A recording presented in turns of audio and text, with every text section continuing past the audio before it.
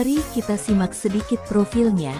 Siapa tahu kalianlah salah satu jodoh terbaik untuk janda kaya yang belum mempunyai anak ini.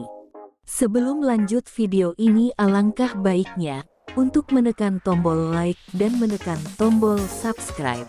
Dan saya doakan semoga Anda yang sudah mendukung channel ini selalu diberikan kesehatan, kesejahteraan, dan mudahkan segala urusannya. Allahumma amin.